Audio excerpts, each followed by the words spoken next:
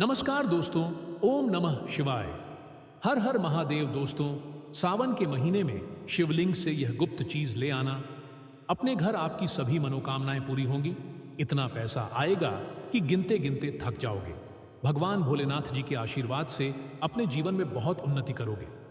दोस्तों, हिंदू धर्म में सावन के महीने का बहुत अधिक महत्व होता है। सावन का महीना हिंदू पंचांग का 5वां महीना होता है। यह महीना भगवान शिव को समर्पित होता है।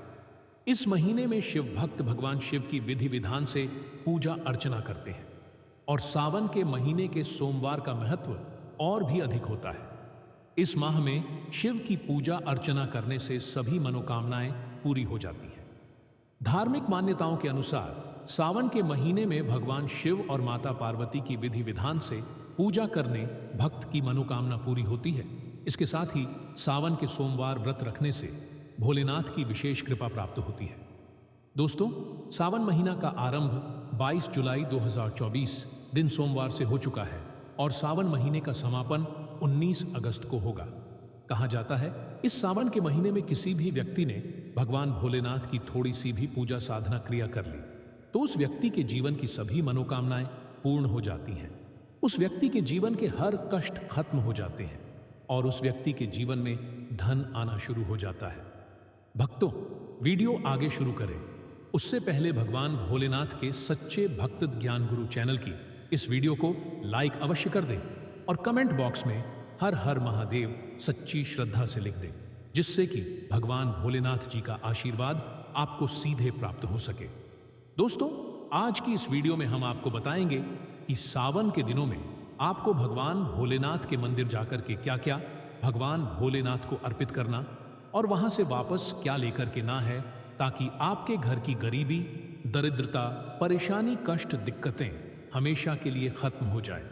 दूसरी तरफ आपके घर पर सुख, समृद्धि, यश, वैभव, ऐश्वर्य की आपको प्राप्ति हो। ध्यान रखिएगा दोस्तों, सावन का माह का इंतजार हर व्यक्ति इसीलिए करता है ताकि उसको भगवान भोलेनाथ का आशीर्वाद मिल सके।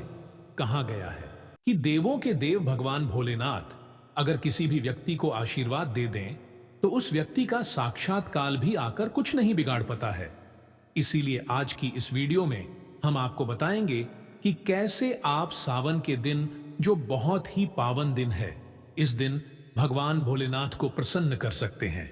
कैसे आपको भगवान भोलेनाथ का आशीर्वाद प्राप्त हो सकता है और कैसे सावन के दिनों में शिवलिंग की आपको पूजा करनी है, वह भी खास उपाय करते हुए। कैसे आपको शिवलिंग पर क्या क्या चढ़ाना है और क्या क्या वहां से लेकर अपने घर पर वापस लेकर आना है, ताकि आपके घर पर अन्न और धन का भंडार कभी भी कम ना हो। दोस्तों, सावन का पावन दिन एक ऐसे दिन होते हैं जिस दिन कोई भी व्यक्ति अगर थोड़े से उपाय कर लेता है, भगवान भोलेनाथ की साक्षात पूजा कर ले है, तो उस व्यक्ति की कितनी ही बड़ी मनोकामना हो, कितनी ही बड़ा कष्ट हो, वह खत्म हो जाता है और उसकी मनोकामना पूर्ण हो जाती है। दोस्तों, मान लीजिए आपके ऊपर कोई दोष लगा हुआ है, जैसे वास्तु दोष, क्षण दोष, प्राकृतिक दोष या कोई भी दोष लगा हुआ है, तो आपको सावन सोमवार के दिन थोड़ी सी पूजा करनी है और आपका दोष खत्म हो जाएगा। आपके जीवन से सभी परेशानियां चली जाएंगी और आपके जीवन में जो धन आना बंद हो गया था, उसका आगमन वापस शुरू हो जाएगा। मान के चलिए, आपके जीवन में कभी भी कोई परेशानी नहीं रहेगी।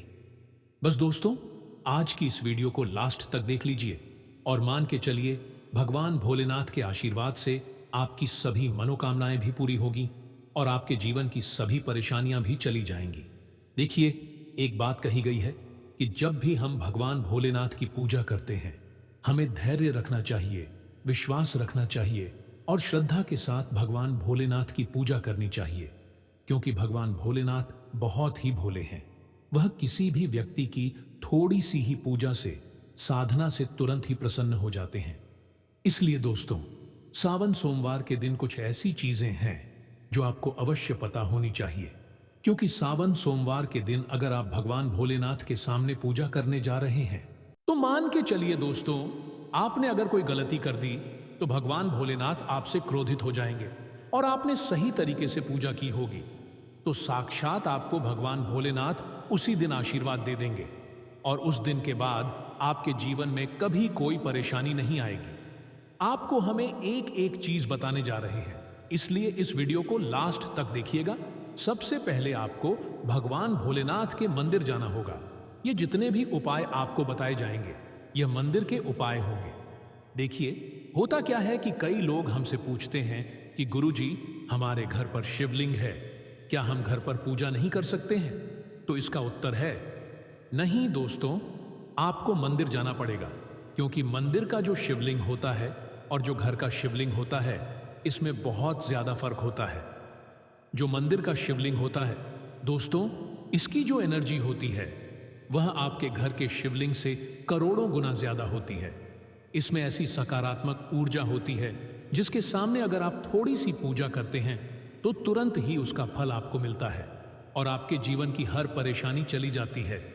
तो आपको जितने भी आज उपाय बताए जा रहे हैं, आपके जीवन की परेशानी को खत्म करने के लिए, आपकी मनोकामना पूर्ति के लिए, उस उपाय के लिए तो आपको मंदिर जाना पड़ेगा।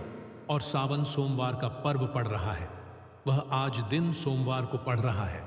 तो यह दिन ऐसा है, इस दिन अगर आप मंदिर जाकर के भगवान भोलेनाथ की पूजा आराधना कर रहे हैं तो मान के चलिए दोस्तों, आपके जीवन में कभी कष्ट आ ही नहीं सकता। पूरे साल आपके घर पर अन्न धन का भंडार भरा रहेगा। तो आपको क्या क्या ले जाना है वह कहीं पर लिख लीजिए, क्योंकि दोस्तों, अगर आपने एक भी गलती कर दी तो आपकी पूजा संपन्न मानी नहीं जाएगी। दोस्तों, सबसे पहली चीज जो भगवान भोलेनाथ के लिए आपको जल ले जाना है। सावन सोमवार के दिन कई लोग हमसे यह कहते हैं कि गुरुजी, जल जो है वह तो शिवालय में भी मिल जाता है, शिव मंदिर में मिल जाता है। तो नहीं दोस्तों, वहां का जल आप तभी चढ़ाए यह जब कोई दिक्कत हो, वरना घर से ही जल ले जाना चाहिए। आखिर घर से जल क्यों ले जाया जाता है, इसकी भी बात सुन लीजिए। घर से इसीलिए आपको जल ले जाना है ताकि आपके घर का जो जल ले जा रहे हैं भगवान भोलेनाथ पर चढ़ाने के लिए, उसी जल के द्वारा आप भगवान से जुड़ जाएंगे। उस जल के द्वारा आप भगवान को अपनी सभी दिक्कतें बता देंगे और उस जल को जैसे ही भगवान भोलेनाथ पर आप चढ़ाएंगे, अपनी समस्याओं को बताते हुए वह समस्या आपकी खत्म हो जाएंगी।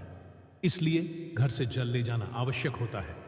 आप सबसे जरूरी चीज जो जल ले जा रहे हैं उसमें 2-4 बूंद गंगा जल जरूर डाल दीजिएगा, क्योंकि गंगा जल डाले बिना आपकी पूजा संपन्न नहीं मानी जाएगी। महाशिवरात्रि के दिन तो आपको जल ले जाना है, उसमें गंगा जल डाल करके दूसरा आपको 3 पत्ते वाला बेलपत्र ले जाना है। दोस्तों, बेलपत्र बहुत ही शुभ होता है।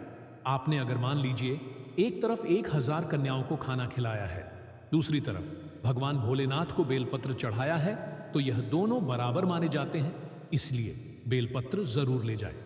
तीसरा, आपको सफेद पुष्प ले जाना है। सफेद पुष्प भगवान भोलेनाथ को चढ़ाए जाते हैं, इसीलिए सफेद पुष्प पर भगवान भोलेनाथ के लिए आपको ले जाना है सावन सोमवार के दिन, ताकि भगवान भोलेनाथ का आशीर्वाद आपको मिल जाए, जिसके बाद आपके जीवन के हर परेशानी खत्म हो जाए। दोस्तों, सफेद चंदन ले जाना अनिवार्य होता है सावन सोमवार के दिन।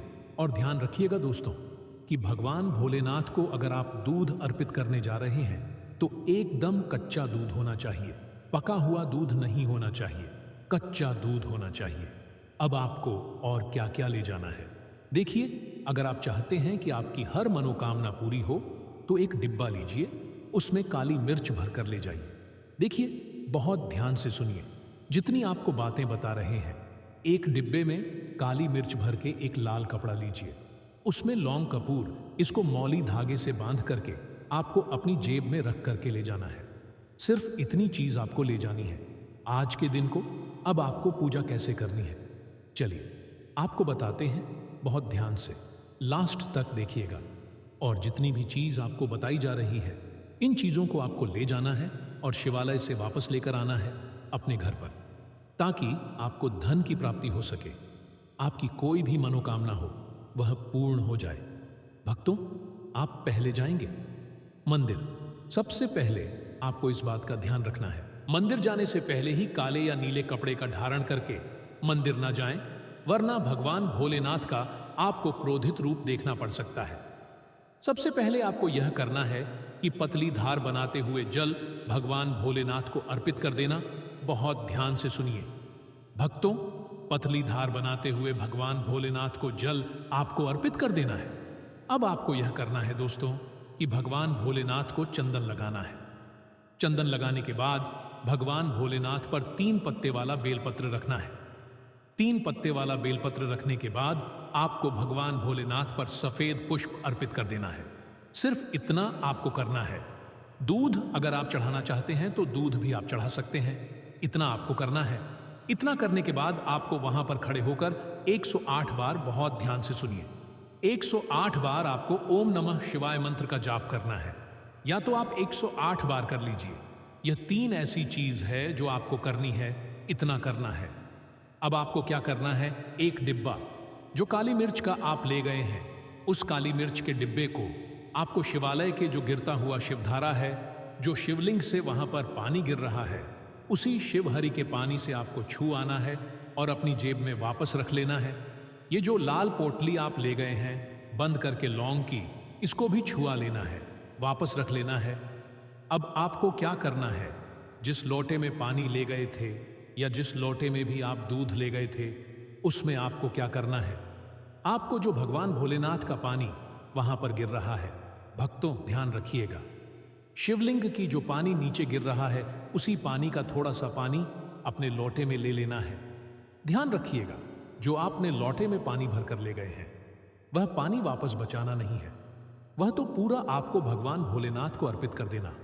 जो शिवलिंग से पानी गिर रहा है, उस पानी को आपको अपने लोटे में वापस ले लेना है। भक्तों, मान लीजिए आप यह सोच रहे होंगे कि कई लोग वहां पर पानी चढ़ा रहे हैं, तो इस बात की आप चिंता ना करें, क्योंकि भगवान भोलेनाथ के शिवलिंग पर जब भी पानी चढ़ाया जाता है, वह अमृत बन जाता है। कहां जाता है, कई देवी देवता शिवलिंग के पास अदृश्य रूप में खड़े होते हैं, ताकि शिवलिंग से गिर रहा पानी वह धारण कर सके। इतना पवित्र होता है शिवलिंग से गिरता हुआ पानी। तो शिवलिंग से गिरता हुआ पानी को आपको अपने लोटे में ले लेना है। सिर्फ थोड़ी सी बूंदे ले लेनी है। अब आपको क्या करना है, आपको घर वापस आना है जो आपने लोटे में पानी लिया है। भक्तों, इसको घर पर आते ही घर के लोग जो है, आपको उनके ऊपर थोड़ा थोड़ा पानी छिड़क देना है।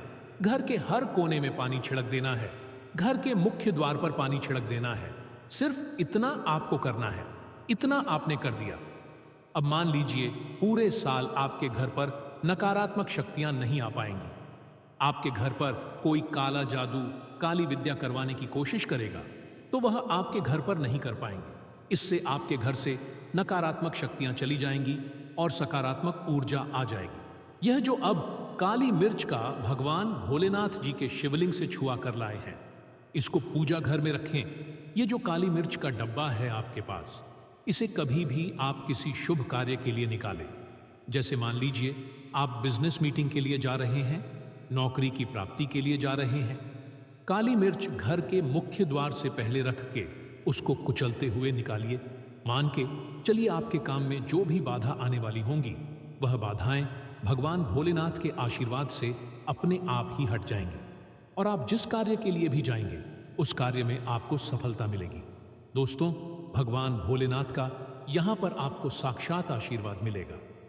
सावन सोमवार के दिन और आपके जीवन से हर परेशानी चली जाएगी। सावन सोमवार की रात आप अपनी सभी प्रकार के बुरी अनिष्ट शक्तियों से छुटकारा पा सकते हैं। जो लोग भोलेनाथ माता पार्वती की पूजा करना चाहते हैं, वह इस दिन अपने घर पर पर्थ का शिवलिंग रख लीजिए। अभिमंत्रित होना चाहिए। जो भी शिवलिंग आप रखें, अच्छे से उनको मंत्रों द्वारा भी अभिमंत्रित करके रखें। शिवलिंग हो कोई भी रखिए, अच्छे से उनको भोलेनाथ को अपने घर पर ही पूजन कीजिए। एक लोटा जल चढ़ाकर, क्योंकि मंदिरों में बहुत भीड़ भाड़ होती है और सावन सोमवार पर यही भीड़ का नज़ारा बहुत ही खूबसूरत लगता है। कोने कोने में शिव भक्त है। अगर आप मंदिर में नहीं जा सके या ठीक से जल नहीं चढ़ा पाए, तो घर में ही शांति से आप पूजन करें। गन्ने का रस हुआ, पंचामृत हुआ, इससे आप इस दिन भोलेनाथ का अभिषेक कीजिए। दूध, दही, घी, शहद, शक्कर, पंचामृत बना करके अभिषेक कीजिए। दोस्तों, फिर भोलेनाथ का श्रृंगार कीजिए। चंदन चढ़ाई, अक्षत चढ़ाई, जनेऊ अर्पित कीजिए। थोड़ा सा चंदन का इत्र, क्योंकि चंदन का इत्र विशेष रूप से शिव शंभू को बहुत प्रिय है, तो वह आप अर्पित कीजिए। उनके पसंदीदा पुष्प चढ़ाएं। 5. बेलपत्र अवश्य चढ़ाएं। आप इस दिन चाहे तो या जो आपके पास बेलपत्र है उसी पर आप ओम नमः शिवाय लिख करके अर्पित कीजिए। जो चिकना भाग होता है उस पर लिखिए और यह सीधा शिवलिंग पर अर्पित हो। इस प्रकार से आपको बेलपत्र चढ़ाने चाहिए। दोस्तों, आप विशेषकर इस बात का ध्यान रखें कि कटे फटे बेलपत्र ना हो। जो व्यक्ति अधूरी चीज भगवान को अर्पित करता है तो उसे भी कटे फटे पत्तों की तरह ही कटा फटा फल ही प्राप्त होता है। इसीलिए कभी भी अपूर्ण सामग्री अर्पित न करें। दोस्तों, कहते हैं कि जब भोलेनाथ ने गले में विष धारण किया था तो आदि शक्ति मां के कहने पर देवताओं ने भगवान शिव के सिर पर भांग धतूरा बेलपत्र आदि रखा और निरंतर जल अभिषेक किया था, जिसकी वजह से उनके मस्तिष्क का ताप कम हुआ था और उस समय से ही भोलेनाथ को भांग धतूरा चढ़ाया जाता है।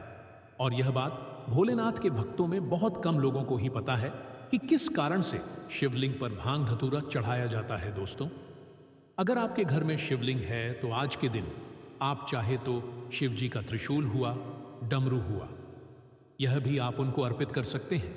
यह जानकारी अच्छी लगी हो तो वीडियो को लाइक कर दीजिए और कमेंट बॉक्स में सच्चे दिल से हर हर महादेव लिख दीजिए। धन्यवाद।